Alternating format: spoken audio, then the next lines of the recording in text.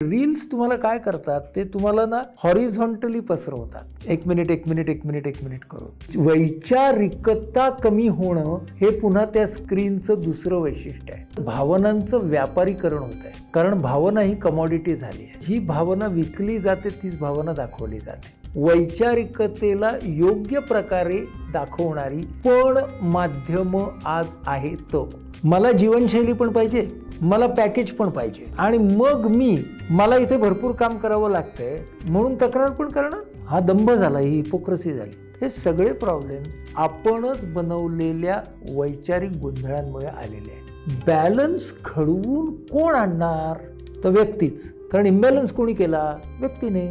ही काय चिंता आहे, हिच्याकडे बघायचं काही कारण नाही, असं क्षुल्लकीकरण सुद्धा करू नये. जर आपल्याला आनंदाची इंटेन्सिटी, फ्रिक्वेन्सी, ड्युरेशन वाढवायची असेल की नाही, तर आपल्याला पहिल्यांदा हे लक्षात घ्यावं लागतं की सतत आनंदी राहता येत नाही.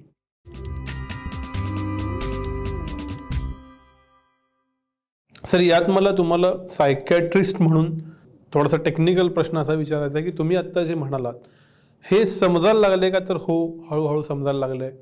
पोस्ट कोविड अधिक निगुतीनं अधिक डिटेल समजायला लागले.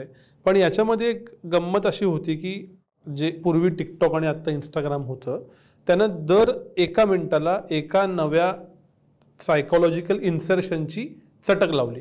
माझं रील दर एका मिनिटात संपतं आणि दर मिनिटाला मला नवं खाद्य माझ्या मनाला द्यायचं आहे याची मला सवय लागते. मग आम्ही एक रील म्हणून चुकून स्क्रोल करतो आणि 3 तासानं गिल्टी वाटूनच झोपतो. असा बहुतांश वर्ग आहे आणि आता तो सर्व वयोगटातला आहे. दर मिनिटाला नवीन न्यूरल इंटेक घेण्याची सवय आहे का आपल्या मनाला? सायकॅट्री काय सांगती? आणि माझी इच्छा आहे, मला हे सगळं कंट्रोलमध्ये ठेवायचं आहे, मला हे सगळं कळतंय, पण या दर मिनिटाच्या ट्रिगरमुळे मला जमत नाहीये, मी काय करायचं? याच्यामध्ये आपण स्क्रीनचा ऑब्सेसिव्ह पॅटर्न असं म्हणतो. जर स्क्रीनचा ऑब्सेसिव्ह पॅटर्न झाला म्हणजेच त्यामुळं माझ्या आरोग्यावर परिणाम व्हायला लागला, माझ्या आयुष्यातले महत्त्वाचे जी ध्येय आहेत, जे गोल्स आहेत, त्याच्यावरती त्याचा परिणाम व्हायला लागला. त्यामुळे माझा सेल्फ कम्फर्ट हा फक्त त्याच गोष्टीवरती डिपेंडंट व्हायला लागला. त्याचा वाईट परिणाम माझ्या नात्यांवरती व्हायला लागला आणि त्यामुळे माझी प्रॉडक्टिव्हिटी आणि क्रिएटिव्हिटी ही कॉम्प्रोमाइज व्हायला लागली. तर मला प्रोफेशनल मदतीची गरज आहे. त्यासाठी मला प्रोफेशनल मदत घ्यावी लागणार आहे आणि ह्या प्रोफेशनल मदतीची गरज असणाऱ्यांची संख्या वाढते आहे. त्यामुळे मला ह्या लेव्हलला जर मी गेलो तर मला प्रोफेशनल मदत घ्यायला पाहिजे.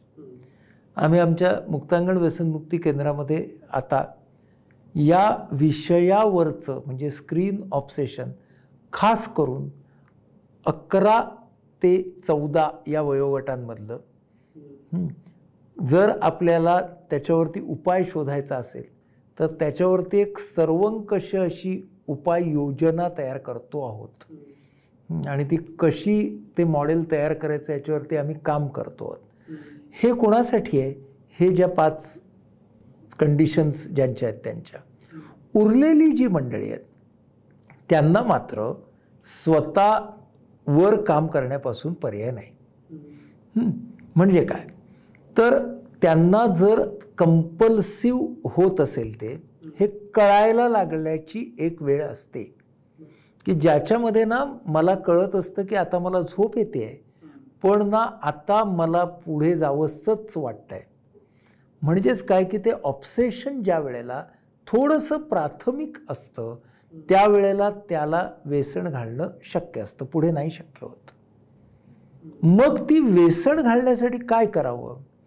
तर मी मगाशी म्हणालो बघ की सिंहगडाचा ट्रेलर म्हणून रील वापरा. तर रीलचा वापर त्या विषयाच्या खोलात जाण्यासाठी करा. एवढी एक टिप जरी आपण वापरली, कारण रील्स तुम्हाला काय करतात ते तुम्हाला ना हॉरिझॉन्टली पसरवतात, एक मिनिट करून. आणि ते तुम्हाला काय सांगतात ना, 10 मिनिटापासून ते तुम्हाला नेतात 1 मिनिटाला.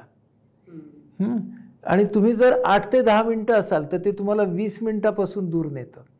तुम्ही 20 मिनिटाला असला की तुम्हाला ते 30 मिनिटापासून दूर नेतं. आपल्याला काय करायचं आहे बघा, ही स्ट्रॅटेजी काय आहे की मला वरचं 1 मिनिटंवाला जो आहे ना भाग, तो त्रिकोणात, तो जो आहे ना ते त्रिकोणाचं टोक ठेवायचं आहे.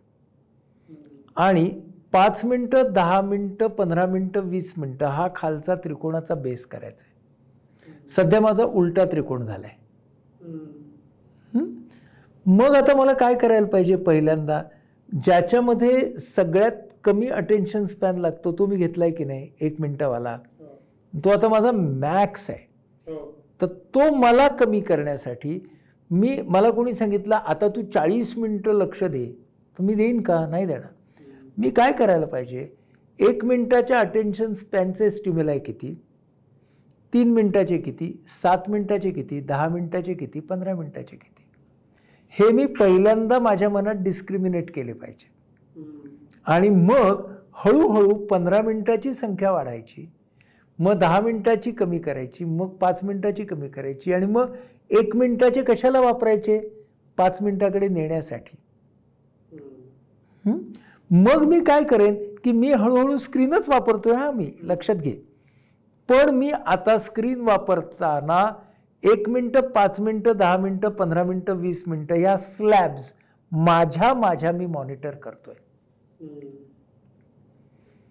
आणि तिथून मी सुरुवात करतोय आता. मग काय होईल, निदान माझी डेप्थ ऑफ माय इन्व्हॉल्वमेंट, आणि नाहीतर काय होणार, 100 मिनिटं 1 मिनिटाची होणार. मग मला ठरवायला लागेल की आता ना 1 मिनिटाची 10 मिनिटं, ओके, टोटल 100 मिनिटं पाहिजे आहेत. 1 मिनिटाची 10 मिनिटं, 5 मिनिटाचे 4 म्हणजे 20, म्हणजे ते 30 झाले. 10 मिनिटाचे 3 म्हणजे 60 झाले. 15 मिनिटाचे 2 90 झाले. असं मला करत नाही लागणार. माझी स्क्रीनची 100 मिनिटं, म्हणून माझ्या मिनिटांच्या डिव्हिजन पासून चालू होणार. मी कसं करायचं ते बघा. हा अप्रोच तुम्ही स्क्रीन वापरू नकापेक्षा वेगळा आहे. आणि हा वेगळा अप्रोच आहे. असे अप्रोचेस तयार करणं खूप गरजेचं आहे. तुम्ही ना, आपण आता काय करतोय, ओपन आणि शट बघायचं तर 100 मिनिटं, नाही तर 0 मिनिटं. पण त्याच्यामध्ये अटेन्शन स्पॅन वाईज काय करता येईल, त्याच्यामध्ये विषय वेगवेगळे देऊन काय करता येतील, त्याच्यामधलीच डेप्थ वाढवणारं काय करता येईल, असे खूप आपल्याला त्या भोवती खेळता येणार आहे स्क्रीनच्या. आणि स्क्रीनशीच खेळत खेळत स्क्रीनवरचा डिपेंडन्स कमी करता येईल. तर ह्याच्यावरती आपण खूप कमी विचार केलाय, आम्ही तो करू मागतोत, आणि त्याच्यातून या तऱ्हेच्या स्ट्रॅटेजीज येऊ शकतील. मी तुला एक वानगी दाखल एक सांग. बरोबर, मला इतर खूप मुद्द्यांवर बोलायचं आहे, पण आपण स्क्रीनबद्दल बोलताना मोबाईल स्क्रीनबद्दल प्रामुख्यानं बोललो. एक आत्ता असं जाणवतंय, कोलकात्याची घटना घडली, बदलापूरची घटना घडली, भावनांचं सपाटीकरण होतंय का? उदाहरणार्थ, मी एका न्यूज चॅनलशी असोसिएटेड आहे, तर CCTV फुटेज दाखवलं जातं. एखादी खून आहे, एखादा ॲक्सिडेंट आहे, किंवा इतर विशेषतः अपोजिट जेंडर अट्रॅक्शनमध्ये स्त्री किंवा पुरुषाच्या शरीराबद्दल सातत्यानं गोष्टी दाखवल्या जातात. या सगळ्यामुळं जो आपण मागाशी थोडासा मुद्दा बोललो की जो भावनिक ट्रिगर असतो, त्या ट्रिगरची इंटेन्सिटी वाढत जाती, आणि मग त्यातनं आत्ता ज्या दुर्दैवी घटना घडत आहेत, सर्व प्रकारच्या गुन्हे, इतर ज्या आपण बदलापूरसारख्या घटना, ह्यातनं काहीतरी विचित्र तयार होत आहे का? ओव्हरऑलच सगळीकडे मला दिसणारी स्क्रीन आणि त्यातनं माझ्या भावनांचं होणारं सपाटीकरण. सपाटीकरण म्हणण्यापेक्षा व्यापारीकरण म्हणे. तर भावनांचं व्यापारीकरण होत आहे, कारण भावना ही कमॉडिटी झाली आहे, आणि जी भावना विकली जाते तीच भावना दाखवली जाते. त्यामुळे व्यापारीकरण झाल्यामुळे एकाच तऱ्हेच्या भावना दाखवल्या जात आहेत. कोणत्या? तर ज्या तीव्र असतात त्या, ज्या भडक असतात त्या, आणि ज्या अतिशय आदिम म्हणजे प्रिमिटिव्ह भावना असतात त्या दाखवल्या जातात. आज आपण कोणत्याही पद्धतीने गेलो, कोणत्याही स्क्रीनकडे गेलो, तर ह्या प्रिमिटिव्ह भावनांचं व्यापारीकरण का होतं? कारण प्रिमिटिव्ह भावना या मेंदूमधल्या प्रिमिटिव्ह सेंटर्सना उद्दीपित करतात. त्यामुळे प्रिमिटिव्ह भावना याच उद्दीपन करण्यासाठी वापरल्या गेल्या आहेत आत्तापर्यंत. आता ते स्क्रीनच्या द्वारे होत आहे, पण उद्दीपित करायच्या भावना नेहमी या प्रिमिटिव्हच असतात, त्या आदिमच भावना असतात. आता ह्या आदिम भावनांच्या वरती, ज्या वरती म्हणजे मेंदूमध्ये ज्या वरच्या स्तरावरती आहेत, त्या कोणत्या आहेत? तर त्या काहीशा परिपक्व अशा भावना आहेत आणि मग त्या हळूहळू परिपक्व होत जातात. त्याला कॉर्टिकल थिंकिंग, रॅशनल थिंकिंग असं म्हणतात. तर आपल्या असं लक्षात येईल की ह्या सगळ्या वैचारिकता ही माध्यमांच्या मधली कमी होणं, ह्याचा अर्थ काय झाला? याचा अर्थ असा झाला की जितक्या प्रमाणात तुमच्या आदिम भावना उद्दीपित होत आहेत, तेवढ्या तुमच्या या वरच्या भावना, अधिक परिपक्व भावना, ह्या तेवढ्या अर्थानं प्रज्वलितही होत नाही आहेत. उद्दीपित सोडा, त्या कधीच उद्दीपित होणार नाहीत, त्या फक्त प्रज्वलित होतील. तर वैचारिकता कमी होणं हे पुन्हा त्या स्क्रीनचं दुसरं वैशिष्ट्य आहे. म्हणजे तुम्ही बघितलं, चर्चा म्हणजे भांडण, म्हणजे पुन्हा आदिम भावना. चर्चेमध्ये एखादी व्यक्ती मुद्देसूदपणे बोलते आहे आणि ती वैचारिकता सांगणाऱ्या ह्या कॉर्टिकल भावना, उत्पादक भावना ज्या आहेत त्या मांडते आहे, असं आपण किती कमी बघतो. दुसरी गोष्ट, मला जर उद्दीपनाची सवय झाली तर मला वैचारिकता अत्यंत सपक वाटायला लागते. कारण हे काय बोलताय, तेव्हा जाऊन एक हाणून ये ना. म्हणजेच काय की ती वैचारिकता मला सपक वाटते. मला काय वाटतं, वैचारिकता म्हणजे इनॅक्शन. आणि मला काय वाटायला लागतं की उद्दीपित होणं म्हणजेच ॲक्शन. हे जे समीकरण बनलं जात आहे त्याला आपण काय म्हणतोय, व्यापारीकरण. आणि ह्याच्या पुढे माणसाच्या मेंदूमध्ये उन्नत भावना पण आहेत. या उन्नत भावना माणसाला मीपणाकडून, म्हणजे मी कडून आम्ही आणि आम्हीकडून आपणकडे नेणाऱ्या उन्नत भावना पण आहेत. उन्नत भावनांचंही व्यापारीकरण होत आहे. त्यामुळे उन्नत भावना सुद्धा एका व्यापारी पद्धतीनं वापरल्या जात आहेत, आदिम भावनासारख्याच. म्हणजेच सत्तेसाठी असतील तर तऱ्हेच्या सत्तेसाठी. हा जो आपल्याला कॅनव्हास दिसतोय ना, हा कॅनव्हास आपल्याला दाखवणारी माध्यमं ही एका बाजूला आहेत बघा. त्याचबरोबर दुसऱ्या बाजूला या भावनांमधल्या उन्नत भावनांना योग्य प्रकारे दाखवणारी, वैचारिकतेला योग्य प्रकारे दाखवणारी पण माध्यमं आज आहेत. फक्त ती कमी पोचतात. त्यामुळं काय होतं की मला सगळीकडे जे दिसतं ते आदिम भावनांचं उद्दीपन दिसतं.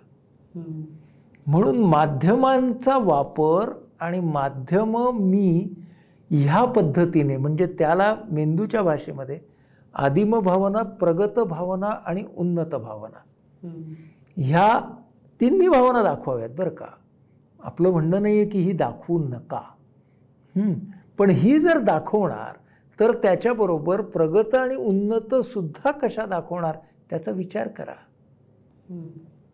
तर ह्या तऱ्हेचा विचार व्यक्तीनेही करायची गरज आहे की मला पाहायचा चॉईस आहे आज, मी कोणत्या तऱ्हेच्या भावना उद्दीपित करणारी, उत्तेजित करणारी माध्यमं बघणार आहे, त्यातलं मी काय चॉईस करणार आहे, हा शेवटी माझा पण चॉईस आहेच की नाही.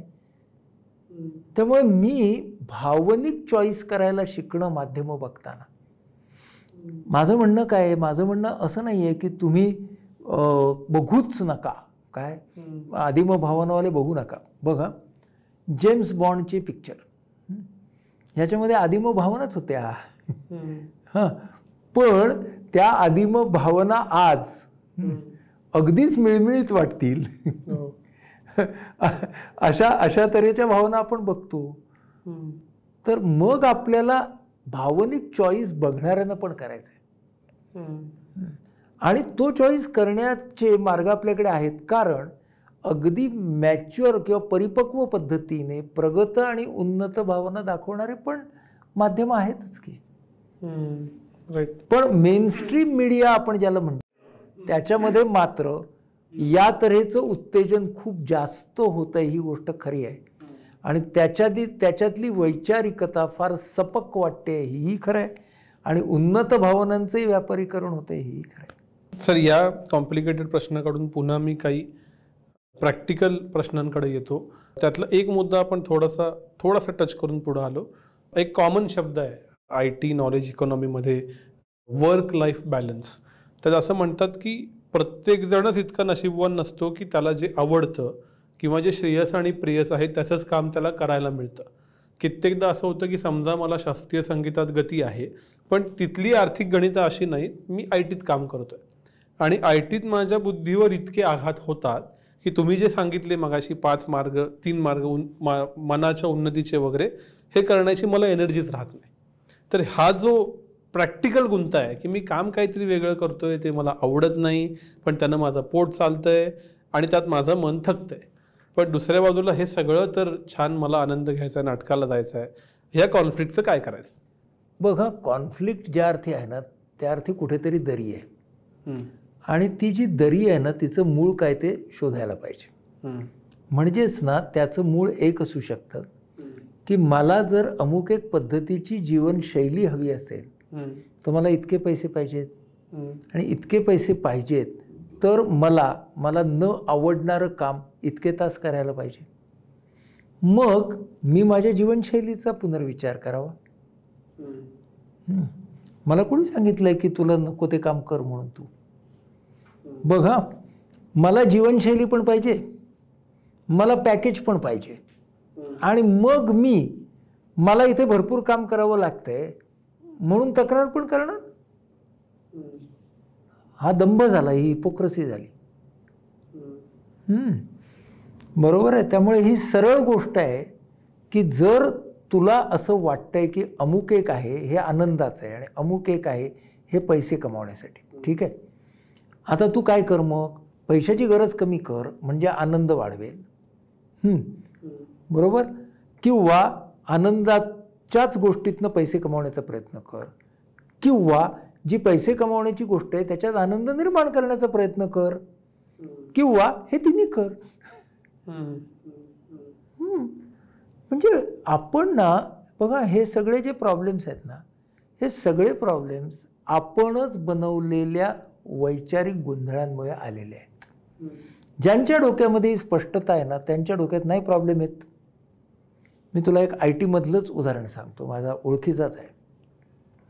या माणसानं असा विचार केला की मी आता इतके वर्ष IT केलं, मला आता नाही करायचं पण आत्तापर्यंत मी केलं, मी माझी तरतूद एवढी केली, माझी बायको पण नोकरी करते, ती एवढी केली. मग त्याने बायकोकडे सांगितलं की आता मला ना आनंदासाठी काम करायचं. ते म्हणाले बरं कर. मग त्याने ते काढलं आणि त्याने म्हणजे तो नोकरीतून बाहेर पडला आणि त्याने कुत्र्यांच्यासाठीचा एक हे तयार केला स्वतःचं. त्याच्यात त्याला आनंद मिळत होता, पण आता तो व्यवसाय इतका चांगला चालायला लागला की त्याला पैसे पण मिळत आहेत, आणि ऑलमोस्ट आता त्याला तो आधी जेवढे पैसे कमवत होता त्यापेक्षा जास्त पैसे मिळत आहेत. म्हणजे ना काय आपल्याला हवं माहिती आहे का, हे हवं ते हवं ते हवं, पण त्यासाठी तक्रार करण्याच्या व्यतिरिक्त माणसं विधायक बदल घडवून आणत नाहीत. त्यांना ना असं वाटतं की बदलाची किंमत खूप आहे आणि ती किंमत द्यायला मन तयार होत नाही. मग मन म्हणतं की एवढा बदल कशाला करायचा, तेवढ्यापेक्षा आहे तिथे ठीक आहे, पण ते ठीक राहत नाही तरी ते तक्रारी करतच राहतात. हा कोणाचा गोंधळ आहे? हा त्या व्यक्तीच्या मनाचा गोंधळ आहे. त्यामुळे एकतर तुम्ही तुमच्या मनाची उपक्रमशीलता, हे मी असं उदाहरण दिलं तसं करा. तुम्ही जितके क्रीप करत बसणार तेवढे तुम्ही स्वतःला मानसिक तणावाच्या जवळ जवळ जवळ जवळ नेणार, हो की नाही. तू म्हणाला श्रेयस आणि प्रेयस, खूप छान आहे. आता प्रेयसमध्ये काय गंमत आहे? प्रेयसाचा अर्थ की वन दॅट इज अट्रॅक्टिव्ह, श्रेयस याचा अर्थ one that is meaningful. So ideally काय की मिनिंगफुल आणि अट्रॅक्टिव्ह एकत्र आले तर छान. पण तुमच्यामध्ये समजा मिनिंगफुल वेगळं आणि अट्रॅक्टिव्ह वेगळं आहे. अट्रॅक्शन काय आहे? इथे मला कामाचं अट्रॅक्शन नाही आहे, मिळणाऱ्या पैशाचं अट्रॅक्शन आहे. मग मी त्याच्यामध्ये एकतर काय करावं की त्याच्यात आनंद निर्माण करण्याचा प्रयत्न करावा. माझ्या कामातला जो काही मला आवडीचा भाग आहे तो वाढवण्याचा प्रयत्न करावा. समजा ते नाही जमलं, मी असं म्हणावं की मला इथेच राहायचं आहे, ह्याच्यावरती मला जायचं नाही. माझ्या ओळखीचा एक मुलगा आहे, म्हणजे युवक आहे, त्याला खेळाची आवड आहे. तो खेळत होता, मग तो बँकेमध्ये लागला. तो बँकेमध्ये लागल्यावरती खेळाची करिअर असते ती लवकर संपुष्टात येते. त्याच्याकडे प्रश्न काय निर्माण झाला की आता खेळातली करिअर करायची का काय करायचं. तो म्हणाला की बँकेमध्ये मला जेवढे पैसे आत्ता मिळत आहेत तेवढे मला ठीक आहेत, पुढच्या परीक्षा मी देणार नाही, पण कोचिंगकडे मी जाईन. त्याने त्याची खेळाची करिअर कोचिंगमध्ये कन्वर्ट केली. त्याला कोचिंगमधून आनंद मिळत होता. त्याने सांगितलं की मला बँकेत वर जायचं नाही आहे, त्यामुळे बँक त्याला पगार देत राहिली. बँकेच्या लोकांना तो कोच करायला लागला, बॅलन्स आला. म्हणजे तो खेळला, पण खेळल्याच्या नंतर तो कोचिंगकडे पण गेला, बँकेतून त्याने पैसे पण मिळवले, बँकेच्या लोकांना कोच पण केलं. बॅलन्स झाला की नाही त्याचा. बॅलन्स घडवून कोण आणणार? तर व्यक्तीच. कारण इम्बॅलन्स कोणी केला? व्यक्तीने. इम्बॅलन्सचं बिल दुसऱ्यांच्या नावावरती कशाला काढायचं? कारण मग त्याचा दुसरा भाग असा येतो की बॅलन्स सुद्धा बाहेरूनच केला पाहिजे. हे काय? ज्याने इम्बॅलन्स केला त्याने बॅलन्स करायचा. सर, तुम्ही इम्बॅलन्स बद्दल बोललात म्हणून अजून स्पेसिफिक, मान्य आहे बॅलन्स केला पाहिजे, समाधान असलं पाहिजे, पण एखाद्या व्यक्तीच्या अवतीभोवतीचं डिझाईनच स्पर्धेसाठीच आहे. उदाहरणार्थ, एखाद्याने ठरवलं की मी नाही बाबा, मला आता 4 व्हीलर आहे, माझी ऑल्टो आहे, व्यवस्थित चालू आहे, पण त्याला असं ट्रिगर सतत सोसायटी देत राहते की नाही आता तू इकोस्पोर्ट घे, किंवा आता तू काय सियाज घे. सियाज घेतली की मग ते ऑडीवर येतं, ऑडी घेतली की पोर्शेवर येतं. पण माझ्या अवतीभोवतीच्या सोसायटीचं डिझाईनचं सेंटर जर का स्पर्धा असेल, परदेशी जायला, लाईफस्टाईल मिळवायला, खर्च करायला, तर मी कितीही ठरवलं असं की मला समाधानी राहायचं आहे, तर प्रॅक्टिकली राहता येत नाही. त्याचं कारण मीच त्या स्पर्धेत उतरण्याचा निर्णय घेतला म्हणून. मला कोणी गन पॉईंटवरती स्पर्धेत उतरवलं होतं का या? की माझ्या कपाळावरती बंदुकीची नळी ठेवून की तू आता अमुक एक गाडी नंतर तमुक एक गाडी घे म्हणून.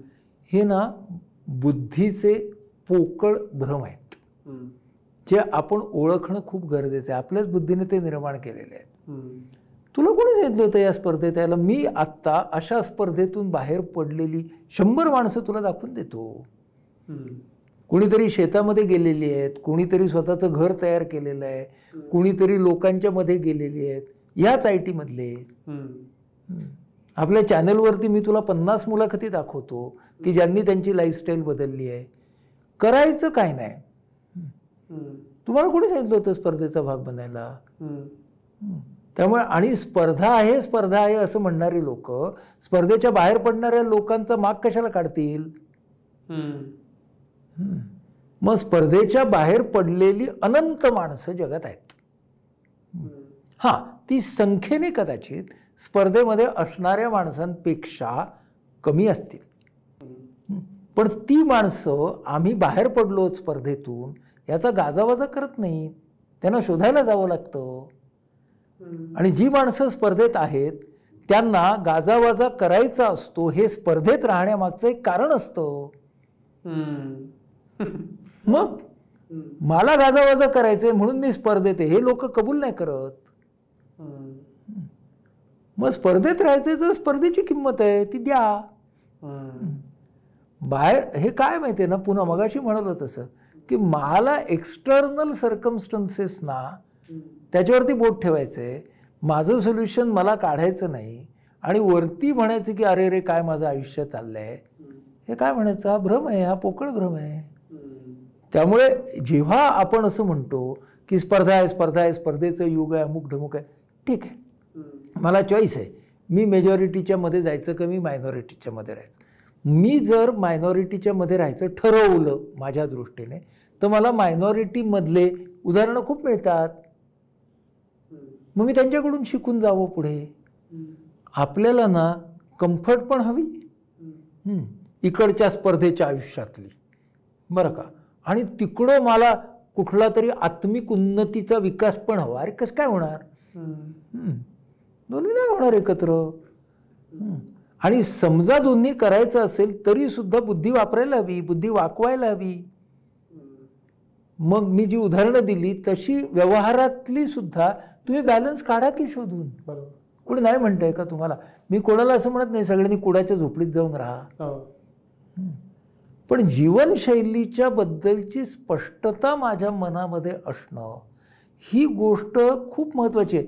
ती जर गोष्ट नसेल, लोक म्हणतायत मला की आता तुझं 3 बेडरूमचं घर झालं, आता फार्म हाऊस का नाही, मग फार्म हाऊस झालं तर आता ना इथे थोडीशी जागा घेऊन ठेव, मुलांना उपयोगी पडेल. किती जाणार मी तिकडे, मी ठरवणार आहे. सर हे तर बाय चॉईस ओढवून घेतलेले विषय आहेत, पण एक गेले काही वर्ष सातत्यानं अशी चर्चा आहे किंवा असं समोर येतं की अँझायटी हा एक मनोविकार म्हणायचा का नाही तुम्हीच सांगा, हा प्रकार खूप वाढला आहे. स्पर्धा असं म्हणता येत नाही, ओव्हरऑलच भीती वाटणं. मग पाठीमागची पिढी वेगवेगळ्या प्रकारे बोलताना दिसते की आम्ही खूप स्ट्रॉंग होतो, आमच्या वेळी असं नव्हतं. मग छोट्या छोट्या गोष्टीतनं इमोशनल इम्बॅलन्स होणं, एक्स्ट्रीमकडं जाणं आणि त्यातल्या काही काही गोष्टी या डिप्रेशनकडं जाणं. तर हे अँझायटी प्रकरण नक्की कसं आत्ता वर्क होतं आजूबाजूला, तुम्हाला काय दिसतं? मला असं दिसतं की अँझायटी नावाची जी भावना आहे ना, ती त्या आदिम भावनेमधली एक आहे. त्यामुळे ती आपल्या हार्डवेअरचा भाग आहे, ती आपल्याला येणार. म्हणून भय नावाची जी भावना आहे, फिअर आणि अँझायटी थोड्याशा वेगळ्या पण एका फॅमिलीमधल्या आहेत त्या. त्यामुळे भय आपल्याला येणं ही बाब अत्यंत नैसर्गिक आहे. भयमधून माणसाचं निर्भय होणं, स्वतःची वैचारिकता वापरून, हा पण माणसाचाच भाग आहे. त्यामुळे जिथं भय आहे तिथे आपल्याला माझ्या नियंत्रणाखाली असलेले घटक कोणते त्याच्यावरती काम करणं, नियंत्रणाखालचे घटक आणि नियंत्रणाबाहेरचे घटक या दोघांच्या मध्ये फरक करत राहणं, हा फरक सतत करणं. की आत्ता एखादा घटक नियंत्रणाबाहेर आहे, तो नियंत्रणाच्या आत येऊ शकतो आणि उलटं पण होऊ शकतं. हे डायनॅमिक्स लक्षात घेऊन पुढे पुढे जात राहणं हे मला करायला लागणार आहे. त्यामुळं अँझायटी ह्या भावनेची इंटेन्सिटी, फ्रिक्वेन्सी आणि ड्युरेशन माझी ताब्यात राहील. इंटेन्सिटी म्हणजे तीव्रता, फ्रिक्वेन्सी म्हणजे वारंवारिता आणि ड्युरेशन म्हणजे कालावधी. हे मला ताब्यात ठेवायचे आहेत, भावना नाकारायची नाही. माझ्या जीवनामध्ये सर्व तऱ्हेच्या आदिम भावना येणार आणि येत राहणार. आता लोकांच्या आयुष्यामध्ये अँझायटीची भावना, असुरक्षिततेची भावना, अस्थिरतेची भावना ही वेगवेगळ्या पद्धतीने येते. कधी कोणाला वाटेल की माझं आयुष्यच राहणार आहे का नाही, कोणाला वाटेल की मला मूल होणार आहे का नाही, बरोबर, कोणाला वाटेल माझ्या करिअरचं पुढे काय होणार. विषय बदलतात, अस्थिरता आणि असुरक्षितता राहते.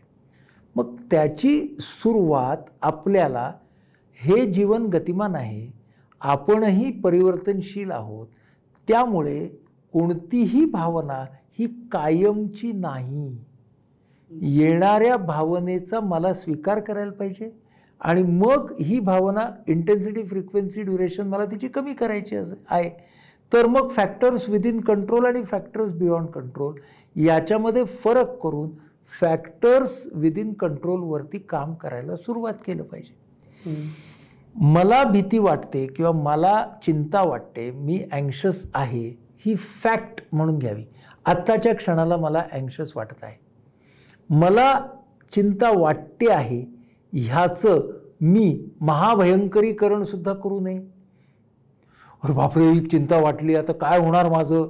त्याचबरोबर ही काय चिंता आहे, हिच्याकडे बघायचं काही कारण नाही, असं क्षुल्लकीकरण सुद्धा करू नये.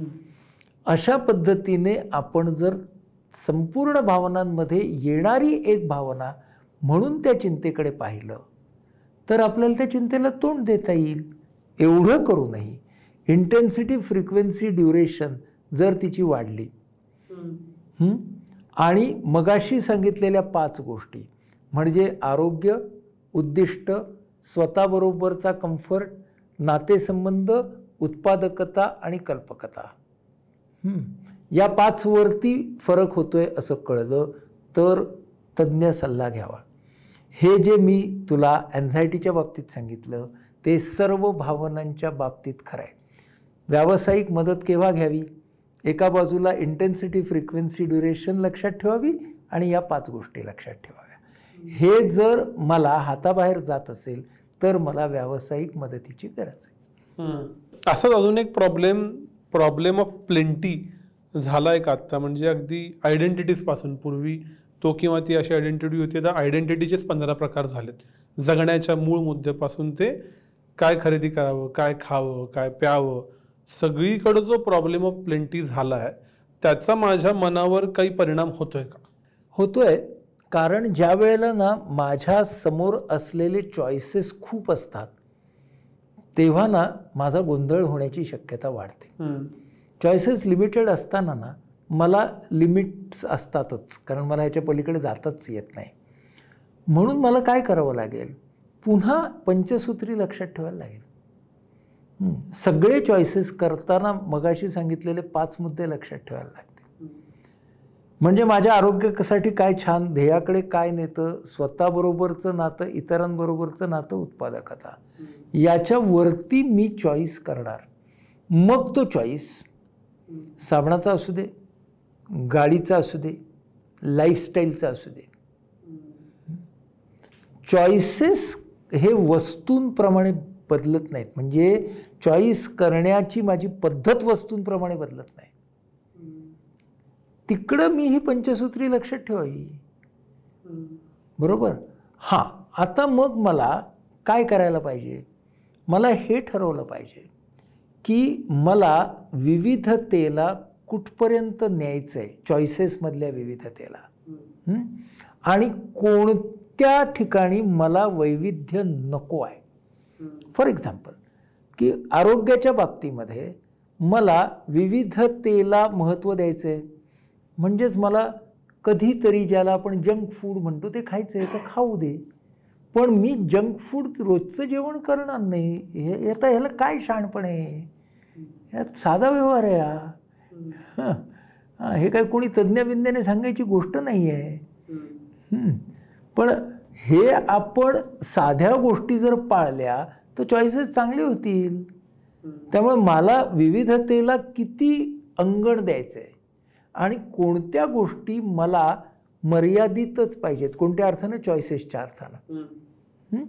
म्हणजे अगदी फॉर एक्झाम्पल की मी ना डाळ 15 प्रकारची करणार आहे पण भात तसाच खाणार आहे, ठीक आहे. इथे विविधता आहे, इथे तर नेहमी आपल्याला सातत्य आणि विविधता, सातत्य कशात राखायचं आहे आणि विविधता कोणती आणायची आहे. तर याच्यामध्ये जो ताटात बॅलन्स असतो ना आपला सातत्य आणि विविधतेचा, तो जीवनात हवा. राईट. सर, शेवटच्या प्रश्नाआधीचा पेनल्टीमेट प्रश्न, तुम्ही जेव्हा बघतो आम्ही त्यावेळी प्रसन्न असता, आनंदी असता, तर एक असा एक ट्रेंडमध्ये आलेला की आनंदी आणि प्रसन्न राहिलं पाहिजे, किंवा सतत आनंदी किंवा सतत प्रसन्न राहण्यासाठी वेगवेगळ्या गोष्टी केल्या जातात. मग त्याच्यात कोणी मेडिटेशन करतं, कोणी लाफ्टर क्लब करतं, कोणी आणि काहीतरी करतं. दुसरी एक फिलॉसॉफी येते की सुखे दुःखे समे कृत्वा, अशा तऱ्हेला जावा. तर काय आहे, सारखी आनंदी राहण्याचा प्रयत्न करावा का माणसानं? जर आपल्याला आनंदाची इंटेन्सिटी, फ्रिक्वेन्सी, ड्युरेशन वाढवायची असेल की नाही, तर आपल्याला पहिल्यांदा हे लक्षात घ्यावं लागतं की सतत आनंदी राहता येत नाही. हे पहिलं लक्षात घ्यायला लागतं. त्याच्याशिवाय कसं काय जमणार आपल्याला. सुख दुःख समीकृत्व याचा अर्थ असा आहे की सुख आणि दुःख या दोन्ही भावनांच्याकडे एकाच दृष्टिकोनातून पहा. कोणत्या दृष्टिकोनातून पहा की या दोन्ही भावना आहेत आणि भावना by definition will come and go. म्हणजे आपण ज्याला कायमची भावना म्हणतो ती आपण तितके काळ उगाळलेली भावना असते, म्हणजे तिला आपण कायमची म्हणतो. तेव्हा हे आपल्याला लक्षात घेतलं पाहिजे. आता समजा आपल्याला आनंदाची आपल्याला काय इंटेन्सिटी, फ्रिक्वेन्सी, ड्युरेशन वाढवायची असं आपलं गोल आहे समजा. तर आपल्याला पहिल्यांदा काय करायला लागेल तर सुख आणि आनंद ह्याच्यामधला फरक लक्षात घ्यावा लागेल. म्हणजे जे प्राप्तीवरती आधारित आहे, उपभोगावरती आधारित आहे आणि मालकीवरती आधारित आहे ते सुख, जे बाय डेफिनिशन टेम्पररी असणार, कारण याच्यातली कुठलीच गोष्ट कायमची असणार नाही. म्हणून मला काही गोष्टी सुखाच्या आहेत. ह्याच्यावरती जो आहे ना तो आनंद आहे की जिथे आपण देवाणघेवाणीतून स्वतःला मोकळे करतो आणि देवाणघेवाणीच्या पलीकडे जो असतो तो आनंद, तो ज्ञानातून मिळणारा असेल, कलेतून मिळणारा असेल, खेळातून मिळणारा असेल. त्यामुळे आपल्याला आनंद वाढवायचा असेल तर देवाणघेवाणीतून बाहेर पडायला पाहिजे. देवाणघेवाणीतून बाहेर पडायला पाहिजे याचा अर्थ हिशोबातून, देण्याच्या आनंदापासून आणि घेण्याच्या आनंदापासून नाही. देण्याचा आनंद नक्की वाढवला पाहिजे, घेण्यातला आनंद थोडा कमी केला तरी चालेल, पण हिशोब सोडणं ही गोष्ट फार महत्त्वाची. हिशोब कशातून निर्माण होतो माहिती आहे? हिशोब हा आउटकममधनं निर्माण होतो. म्हणजे मी असा वागलो, मी त्याच्याशी असा छान वागलो तर ना त्याने माझ्याशी ना तेवढं छान वागलंच पाहिजे. म्हणजे माझ्या वागण्याचा आउटकम हा त्याच्या वागण्याच्या आउटकमवरती अवलंबून झाला. तर आउटकमवरचा आमचा इन्सिस्टन्स म्हणजे ती मागणी की परिणाम हा असा असा व्हायलाच पाहिजे माझ्या वागण्याचा, हा हेका कमी करणं, मी सोडणं नाही म्हणत आहे, हा हेका कमी करणं आणि एवढं दिलं की एवढं मिळायला पाहिजे, एवढं दिलं की एवढं घ्यायला पाहिजे, हा हिशोबीपणा कमी करणं, अगदी त्याला अहेराच्या पाकिटावरती न आणणं. आम्हाला 100 दिली होती आता त्यांना 101 देऊया वगैरे असं न करणं इथपासून आपण सुरू करू शकतो नाही हो. आणि दुसरी गोष्ट अशी आहे ना की आनंद हा प्रत्येक वेळी मोठाच असला पाहिजे असं कोणी सांगितलं आहे?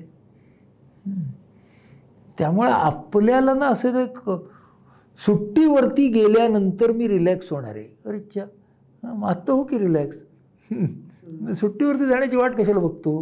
म्हणजे मन सांगतं आपल्याला तोपर्यंत तू टेन्स राहायचं आहेस बरं का. आणि सुट्टीवरती उतरलो, रिलॅक्स थोडा झालो की लगेच परत गेल्यावरती काय म्हणून परत टेन्स.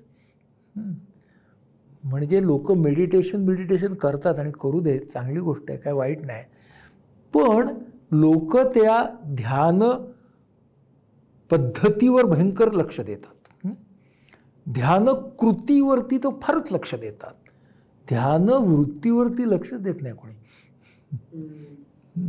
आणि सगळ्यात महत्त्वाची काय आहे, ध्यान वृत्ती आहे ना.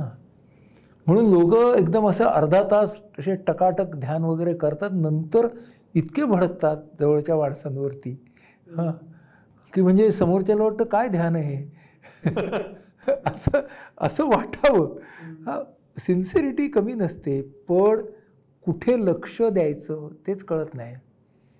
त्यामुळे हे आपण हे साधे आपल्या गोष्टी आहेत की आनंद निर्माण करायचा असेल तर बाहेरचा आनंद, आपण ज्या आनंदामध्ये सहभागी होऊ शकतो असे आनंदाचे छोटे क्षण, ते छोटे क्षण किती महत्त्वाचे आहेत, बरोबर. तर तो असा 1 किलोच्या आनंदाच्या नादामध्ये ना आपण 1000 ग्रॅम गमावतो. सर, शेवटचा प्रश्न, या सगळ्यामध्ये तुम्ही आधीच्याही चर्चेत उल्लेख केला तो म्हणजे मनोविकास करता येतो. आपण सुरुवातीलाही काही शिक्षणाच्या बाबतीत बोललो, पण काही प्रॅक्टिकल इमिजिएटली डुएबल टिप्स किंवा प्रॅक्टिकल आणि इमिजिएटली डुएबल गोष्टी एकदम आपले जे सगळे श्रोते प्रेक्षक आहेत त्यांना की या बारक्या बारक्या गोष्टी केल्यानं आपण मनोविकासाकडं आणि जे आपण सगळी चर्चा केली त्या दिशेनं छोटी छोटी पावलं टाकू शकतो? त्याचं ना मी एक मॉडेल देतो. म्हणजे टिप्स देण्यापेक्षा एक मॉडेल देतो. त्या मॉडेलमध्ये प्रत्येकाने स्वतःला बसवावं. अस्तित्व जे आहे ना ते पहिल्यांदा मीच आहे. त्यामुळे ना मला माझ्यासाठी काही गोष्टी करायलाच पाहिजेत. या शरीर मनामध्ये जो मी आहे त्यासाठी मला काही गोष्टी करायला पाहिजे. त्याच्या आनंदासाठी, त्याच्या स्वास्थ्यासाठी मला काही गोष्टी करायला पाहिजे. हे करत असताना मी काय लक्षात ठेवावं तर 2 मर्यादा आहेत या मीसाठी करायला. एक तर मी होऊ नये आणि दुसरी गोष्ट मी तू होऊ नये. मी होणं म्हणजे सगळं मलाच मिळालं पाहिजे. मी तू होणं म्हणजे त्याला मिळालं आहे तर मला कसं नाही. मी आणि मी तू बाजूला ठेवून मीपणाचा पावा. ओके, पहिली गोष्ट म्हणजे त्या मीपणासाठी जे करायचं ते करावं. मग जावं आम्हीकडे. मग बघावं की आम्हीसाठी मला काय काय करायला पाहिजे. म्हणजे मीच्या आनंदासाठी मी असं केलं, मग आता आम्हीच्या आनंदासाठी मी काय काय करेन. आम्ही या स्तराची मर्यादा काय आहे. आम्ही निर्माण झाले की तुम्ही निर्माण होतात. आम्ही तुम्हीची स्पर्धा निर्माण झाली की आनंद गेला, मनाचा विकास थांबला. मग आपल्याला ती मर्यादा दूर करायची असेल तर कुठे जायला पाहिजे. म्हणून तिसरा स्तर आहे आपण सर्व. मग आता आपल्याला काय करायचं आहे. काही गोष्टी मीसाठी, काही गोष्टी आम्हीसाठी आणि काही गोष्टी आपण सर्वसाठी. आपण सर्वसाठी का करायच्या. कारण आपण सर्वला मी आणि आम्हीच्या मर्यादा नाहीत म्हणून. आपण सर्व नावाची व्याख्या ही बदलली तरी फक्त विस्तारच पाहू शकते. त्या व्याख्येला संकुचित नाही करता येत. आम्हीला तुम्हीने संकुचित करता येतं. मीला मी तू किंवा मीने संकुचित करता येतं. आपणला संकुचित करता येत नाही. म्हणजेच आपल्याला मीसाठी काही, आम्हीसाठी काही आणि आपणसाठी सुद्धा काही करायचं आहे. आनंद निर्मितीचं काम, सुख निर्मितीचंही काम, हे सुद्धा मला मी, आम्ही आणि आपणसाठी करायचं आहे. हे जर मी डोक्यात ठेवलं तर मला थोडक्यामध्ये मी, आम्ही आणि आपणचा मेळ साधणारं वर्तन करायचं आहे.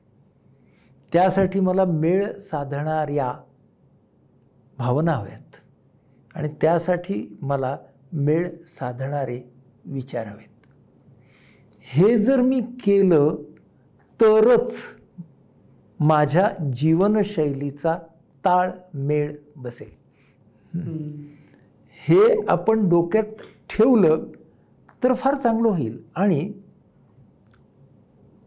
भारतीय संस्कृती म्हणून काय असेल तर या तऱ्हेचा मेळ घालणंच आहे. मी आत्ताच साने गुरुजींचं भारतीय संस्कृती हे पुस्तक पुन्हा वाचायला घेतलं आणि मला त्याच्यामधून नव्याने काही लाईट पेटत गेले की आणि ते गुरुजींनी प्रस्तावनेमध्ये असं म्हटलं आहे की हे एका सामान्य माणसाने सामान्य माणसांसाठी लिहिलेलं आहे, हे अभ्यासकाचं पुस्तक नाही असं म्हणून ते सुरुवात करतात. आणि त्याच्यानंतर त्यांनी ज्या प्रतिमा दिल्या आहेत ना, मी, आम्ही आणि आपणच्या, त्या उत्कृष्ट आहेत. एकच सांगतो, ते म्हणतात की नळातलं पाणी डोकंच भिजवतं. म्हणून नळामधून ज्याच्या डोक्यावरती पाणी पडतंय त्याचा विचार नळा इतकाच मर्यादित राहतो. मग विहीर नळापेक्षा जास्त मोठी पण तरीसुद्धा बांधलेली. मग नदी ती वाहती. आपण आलो आम्हीवर. मग नद्यांचा संगम. त्यांनी काय सांगितलंय, नळावरची आंघोळ, विहिरीतली आंघोळ, नदीतली आंघोळ, संगमामधली आंघोळ आणि समुद्र स्नान. किती छान सांगितलंय बघ. मी, आम्ही, आपण. प्रत्येक ठिकाणी हे करणारा कदाचित मीच असेन पण त्याची अनुभूती ही मीकडून आम्ही आणि आम्हीकडून आपणकडे जाणारी असेल. आणि ह्या तऱ्हेचा क्रम देऊन साने गुरुजी आपल्याला असं सांगतात की ही भारतीय संस्कृती आहे. इतकं छान पुस्तक आहे की ते आपल्याला सोप्या पद्धतीने सांगतं की अरे माझ्या नळाला पाणी नाही म्हणून सुद्धा तुम्ही भांडू शकता. आणि जर तुम्ही सगळं पाणी आणि ते प्रत्येक पाणी छान ठेवायची जबाबदारी आपली आहे असं मानाल तर पर्यावरणाचे पण रक्षक व्हाल. कारण त्या आपण मध्ये पर्यावरण सुद्धा आलंच की. राईट. खूप इंटरेस्टिंग सगळे मुद्दे समजले, मन समजून घेता आलं. तुमच्या नेहमीच्या मधाळ रसाळ आणि तरी टू द पॉईंट बोलणाऱ्या गोष्टीत आपण खूप वेळ बोललो. अजून बोलायला आवडेल पण कालमर्यादा लक्षात घेऊन इथंच थांबूया. तुम्ही वेळ दिलात त्याबद्दल थिंक बँककडून तुमचे पुन्हा एकदा मनपूर्वक आभार. धन्यवाद. नमस्कार.